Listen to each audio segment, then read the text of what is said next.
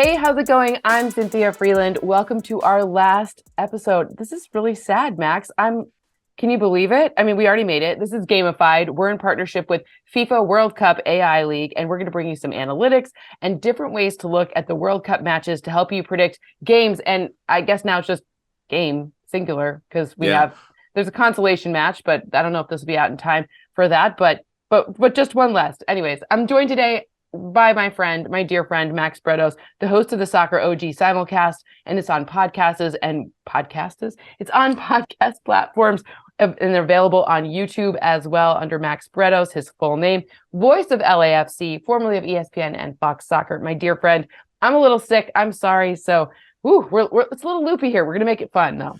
Hey, Cynthia, if it makes you feel better, half of the French camp apparently is sick. The Dutch camp was under the weather, so it's an issue in Qatar as well. So it's that time of the year.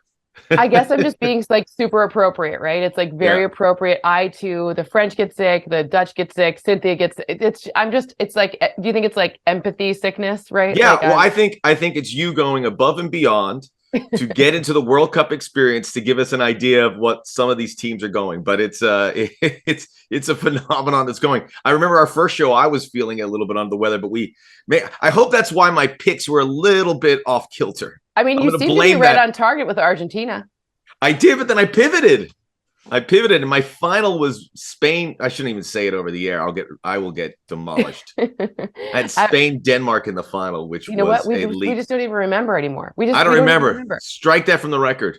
I mean, we had sick brain. That's just how this works. Anyways, well, obviously we know the stage is set. We've got France, we've got Argentina.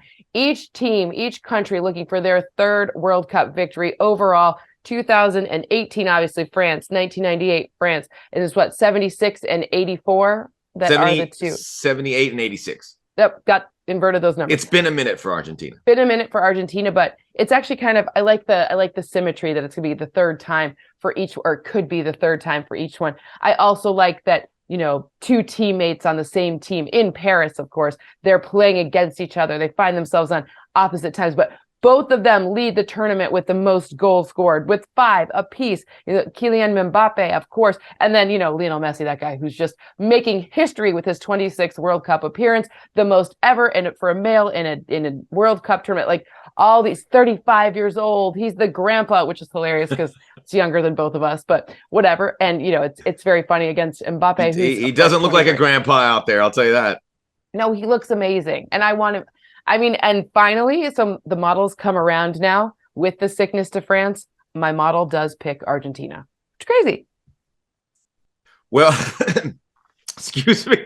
It has to be Argentina. They are getting better every game. The French seem to be getting results, but heading the wrong direction. I thought then they played England in the quarterfinals. England were the better team. They have to be kicking themselves. They were dominating that second half.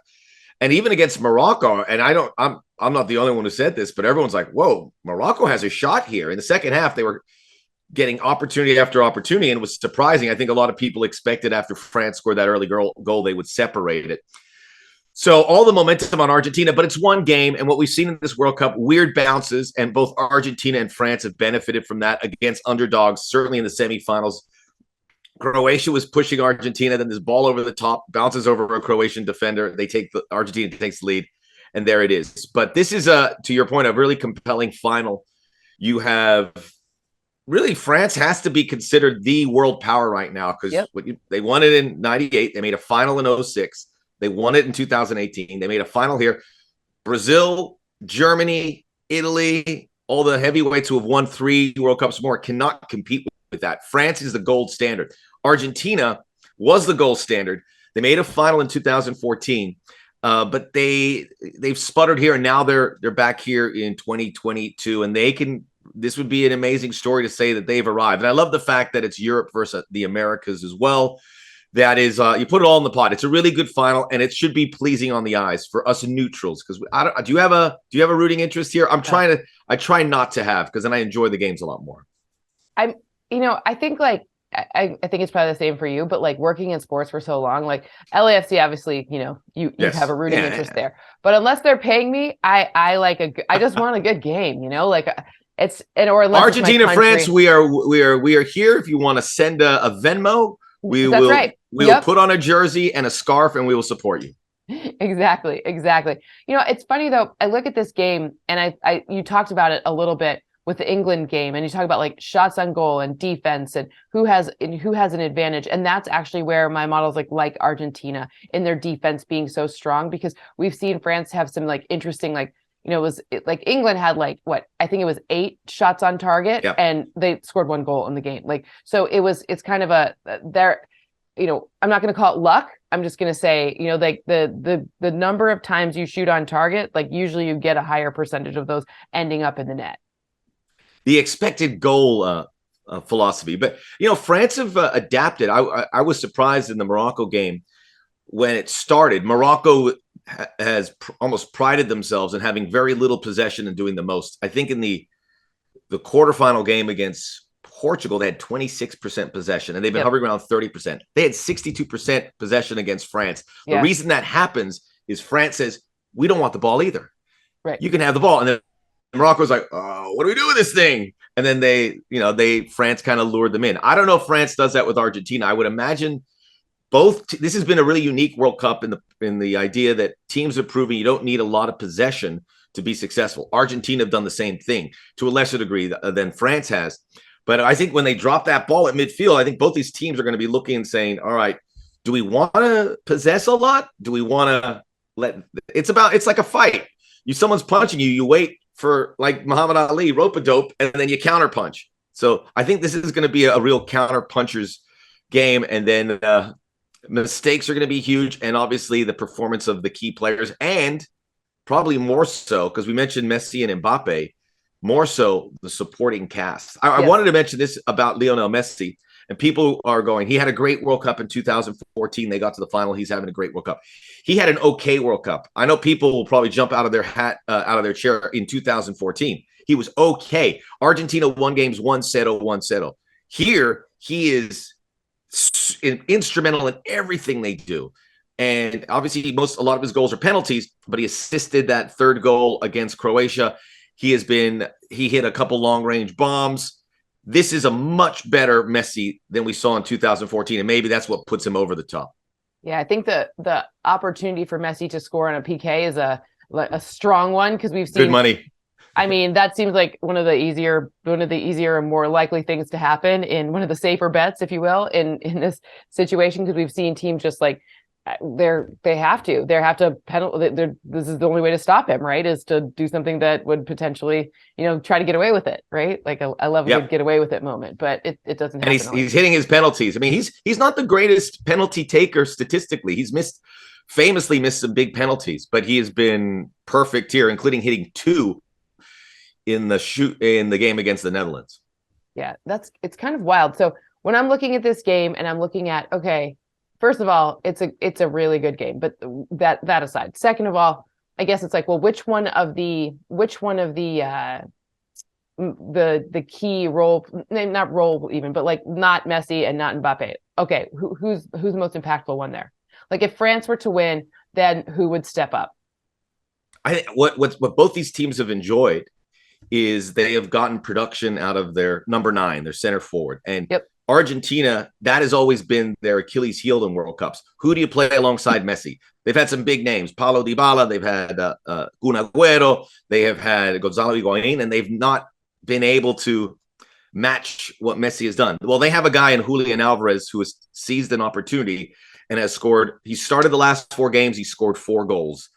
And Olivier Giroud for France, their center forward, he was known in the last World Cup. He was there. He was called like a false 9. He wouldn't score goals. He would help others, but that's changed. He has 4 goals here. These have been the 2 best forwards in the World Cup. So I think if you're looking for a clue to how this game goes, see how those 2 play, because Messi and Mbappe will draw attention, and those guys will be the beneficiaries. Mm-hmm. So Giroud should have scored against Morocco. He hit a post and came close.